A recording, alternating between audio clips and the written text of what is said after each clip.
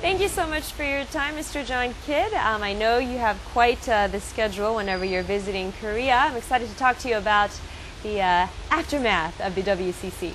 Well, it's a great pleasure for me to be here today.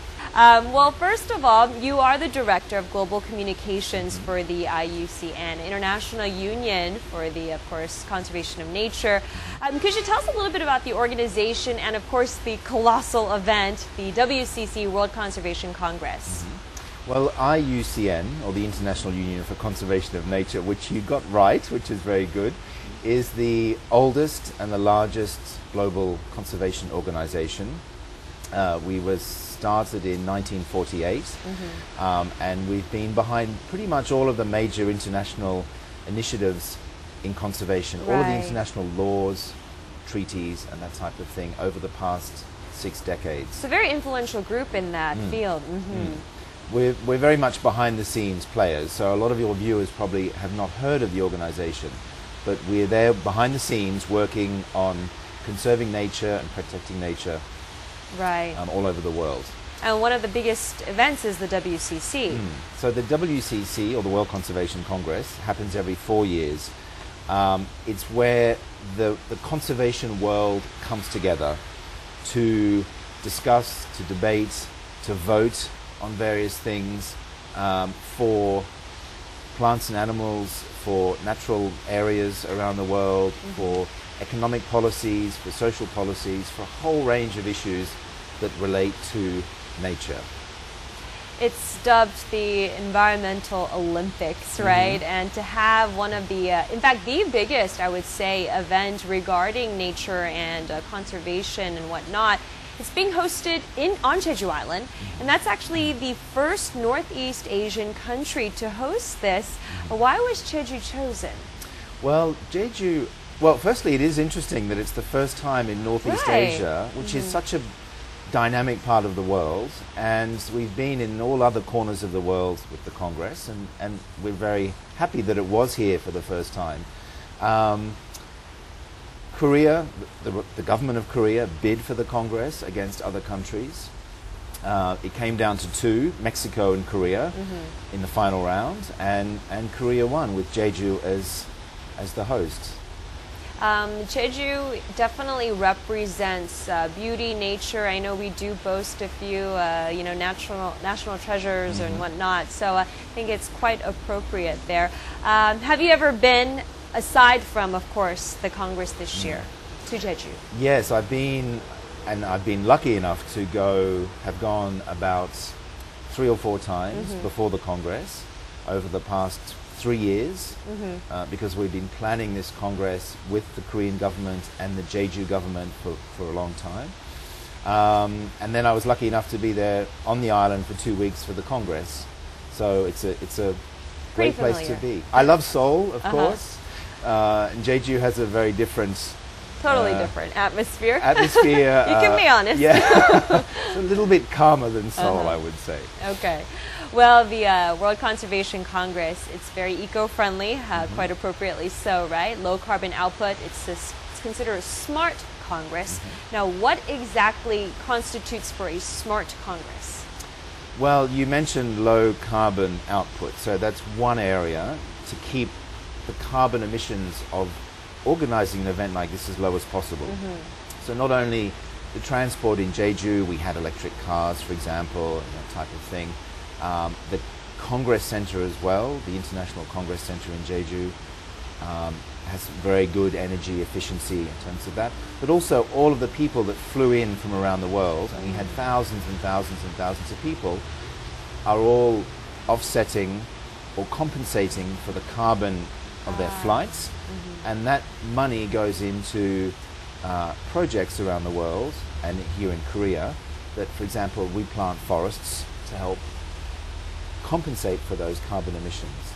But there are other aspects as well in terms of recycling waste and other aspects like that. Paper as well is another thing. So these congresses generate huge amounts of paper. I would imagine. So we've done a lot of work to keep paper to the absolute minimum. So we have Samsung Galaxy tablets, for example. It's very digital. Very digital, yes, very digital. Okay.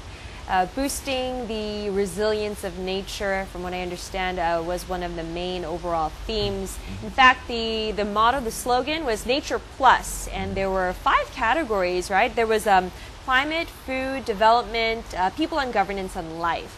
Now, this of course fell under the bigger umbrella there. What was the reasoning behind establishing these themes? Well, this idea of resilience comes from the fact that nature is inherently strong itself. Humans are very good at destroying it or removing it, but it comes back very quickly. So what we were trying to do at this Congress was play to the inherent strength that's in nature already. The idea of Nature Plus is to look at nature as a solution or as an investment opportunity rather than as a cost to protect it. So, well, we should protect this forest or this river because it's a nice thing to do and it's going to cost us money. We should be looking at it in the form of an investment, because if we protect this river and we manage this river well, that's going to have economic and social benefits for the city or for the region or for the country. The idea behind then the 5 sub-areas of that broader theme are really areas of our societies, our economies, our cultures that are impacted by nature and can benefit from these nature plus solutions. So climate change, food and making sure that people have enough to eat, economic development and social development, and then also the way that people use nature, that people share nature, that people manage nature. To keep it sustainable. To keep it sustainable and to keep it equitable, to keep it fair, to make sure people have rights to the natural resources around them in no matter what country they live in. Aside from just trying to get our basic needs to, of course, sustain human existence, we also have the ambition for development. And let's face it, in reality, it's a very delicate balance of development versus conservation, right? And so in this day and age, with all the other countries pressing forward to be further developed and advanced, what would you say are some ways we can try to maintain that balance? Well, it is difficult. It is a delicate balance sometimes, as you say, but it's not impossible. And we see a lot of cases around the world where you can promote economic development and you can grow rich at the same time as being sustainable and protecting the nature. At the end of the day, it's the natural infrastructure that supports all economic developments, no matter what it is.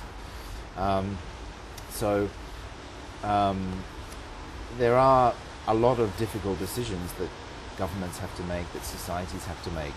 You know, do you build a new freeway because it will promote jobs, but it may harm the environment?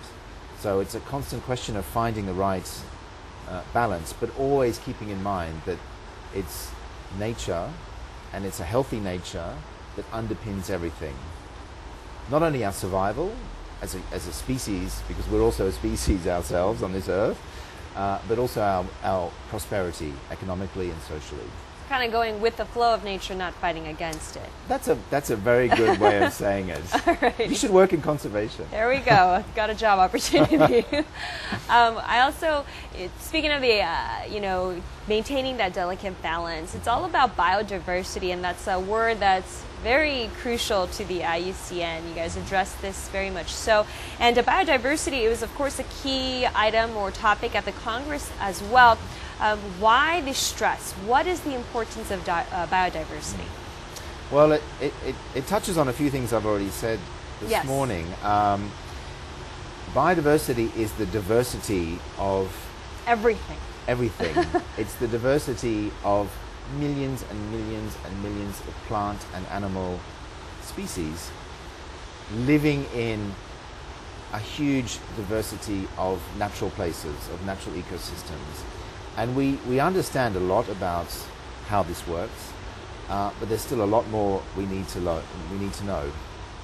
Not as IUCN, but as the human race. People. It's people. So we don't know if we lose a whale species, for example, or if we lose a species of bee, or if we bulldoze or we destroy an area of rainforest and put in something else, we don't know many of the impacts that are going to come from that. We know a lot, but we don't know all. And all of these intricate linkages, these intricate links between these millions and millions of different types of species is extremely important. Right. That we know. So this concept of diversity is very important. And when we talk about food, for example, the fact that we lose different species of basic foodstuffs, for example, the risk grows that we're going to have a problem with a basic type of food, like corn, for example, if it's one enormous species and we don't have the diversity of species. The diversity is the resilience, Right. if you like, in a way. We also had the World Leaders Dialogue. Could you maybe tell us about this? It was quite the milestone for the WCC. What exactly did this session consist of? Well, we had 5 different sessions over 5 evenings with world leaders, as the name suggests. So we had ministers, heads of UN agencies, CEOs of major international companies, heads of government, former heads of government, debating key issues. What was unique was that these were held very much in the digital age, so people were able to question the panel, not only from inside the hall, inside the Congress Center, but from around the world through social media and watching the session live as it unfolded. And so we tried to bring together diverse views and people from diverse areas, a CEO, somebody from a conservation organization, for example, to really get a good debate. A well-rounded scope. And some very interesting insights came out of those World Leaders Dialogues. I think it's a great idea to get the public involved as well, to really plant them in there. In terms of the IUCN, now that this WCC is out of the way for this year, what are some of the projects currently being worked on, future plans maybe for the organization? Well, there's a whole 4-year plan now that goes into action. Next one? Oh, okay. Well, there's a 4-year what we call a program of work, Right. Which is looking at a range of, again, issues on climate change, food, economic growth, and how nature can be better managed, and how nature can be used to provide solutions to these issues and these challenges around the world. And we work in 160 countries around the world. So this is covering work in small villages in Africa to big cities in Asia and Europe. We have the next WCC to look forward to, and so in the next year we'll be reviewing the bids that are coming in for that in 2016. Then there'll be a vote on that. We have a range of new initiatives coming out in the planning at the moment as well. So, for example, we are well known for our red list, our IUCN red list of threatened species that tracks and measures about 60,000 plant and animal species on the planet, kind of like a health check, a regular health check. And so we're expanding that into natural areas or ecosystems to look at the health of an area in terms of the whole natural picture in that area. That's a very exciting concept, and that should really help business and governments and other parts of society make better decisions in terms of being more sustainable. And then a range of other initiatives, and I'm sure lots of hard work for me and my colleagues and our thousands of people around the world. Well, definitely work that we hope will yield much fruitful results. Thank you so much for your time today and for that great wrap up on the WCC for this year. And hope to speak with you again soon. Thank you. I hope to be back in Korea soon as well, even though the WCC is now finished. All right.